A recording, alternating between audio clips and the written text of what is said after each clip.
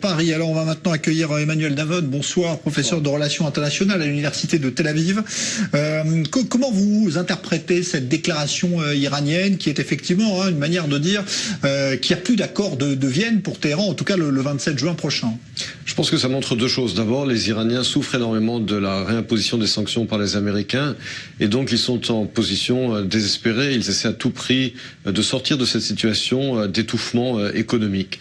Deuxièmement, ils essaient de tester les États-Unis. Étant donné que les États-Unis ont quitté l'accord et qu'ils ont réimposé des sanctions très pénibles pour l'économie iranienne, eh bien tout simplement l'Iran essaie aujourd'hui de tester les États-Unis pour voir si, si l'accord est terminé, que vont faire les États-Unis. Il y a d'abord évidemment les provocations qu'on voit dans le Golfe Persique avec les attaques sur les différents tankers et puis maintenant l'annonce officielle finalement que l'Iran va reprendre l'enrichissement d'uranium, ce qui est une violation flagrante de l'accord du JCPOA.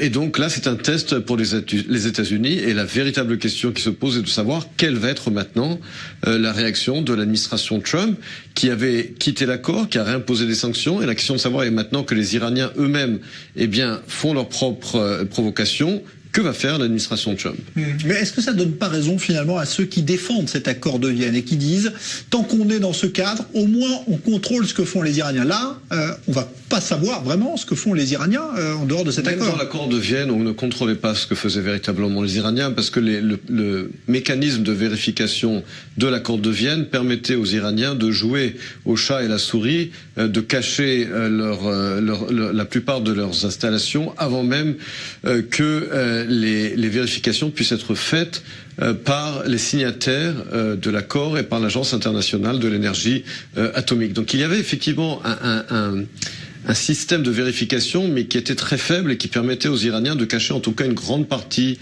de leurs actions dans le cadre de cet accord. Première chose. Deuxième chose, n'oubliez pas que l'accord ne faisait que repousser l'échéance.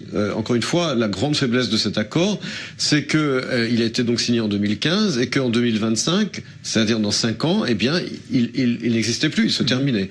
Donc n'oublions pas cela. Et la question était de savoir, la grande question était de savoir au moment où l'accord, on en avait parlé à l'époque, avait été signé, est-ce qu'il allait être véritablement respecté par les Iraniens et imposé par les signataires du Conseil de sécurité? Et deuxièmement, qu'allait-il arriver entre-temps jusqu'à la fameuse Sunset Clause, la fin de l'accord?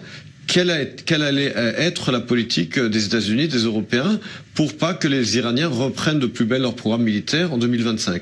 Et ce sont là les deux grosses faiblesses, effectivement, du JCPOA et de l'accord sur le nucléaire.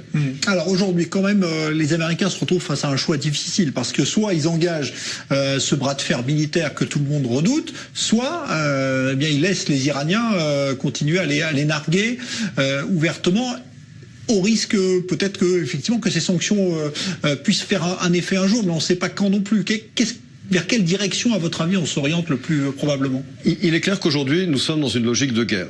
Mais n'oublions pas que ce n'est pas une logique ou un processus, ou en tout cas un engrenage entre deux pays égaux en force. C'est entre une superpuissance, dont une superpuissance militaire, et un pays qui n'est pas une superpuissance. Donc les États-Unis sont en position de force, ne l'oublions pas, les États-Unis sont une superpuissance. Alors c'est sûr que dans le scénario éventuel d'une conflagration, il y aurait effectivement des conséquences régionales et internationales, en particulier sur l'économie internationale. N'oubliez pas que le détroit d'Ormuz, 20% des exportations de pétrole mondial passent par le détroit d'Ormuz.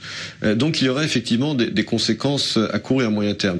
Mais n'oublions pas encore une fois que oui, nous sommes dans une logique de guerre, mais entre une superpuissance et un pays qui est en position de faiblesse économique, qui est une puissance régionale, mais qui ne saurait se mesurer évidemment à la puissance militaire des États-Unis.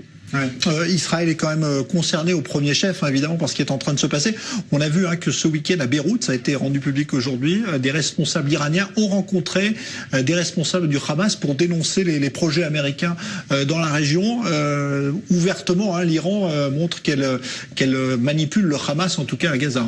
C'est clair que là, il y a un message de l'Iran vis-à-vis d'Israël, essentiellement, puisque finalement... L'Iran contrôle la frontière nord et sud d'Israël par le biais du Hezbollah au Liban et par le biais du Hamas dans la bande de Gaza. Et il est clair qu'en cas de conflit, l'Iran activerait ces deux milices locales avec leur plusieurs milliers, dizaines de milliers de missiles dirigés vers Israël, mais Israël s'est préparé depuis longtemps à un tel scénario, mais il est clair qu'il s'agit là d'un message envoyé par l'Iran à Israël.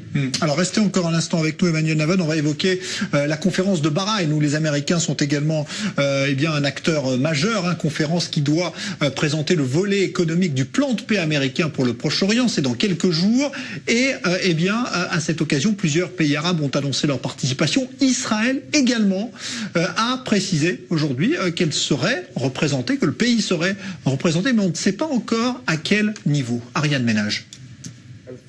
À New York, en marge d'une conférence, face à la presse, Israël 4 s'annonce finalement la participation israélienne à la conférence de Manama. Israël est déjà invité ? Israël sera à la conférence de Bahreïn, les coordinations seront faites. Une déclaration qu'il clarifie ensuite plus longuement sur son compte Twitter.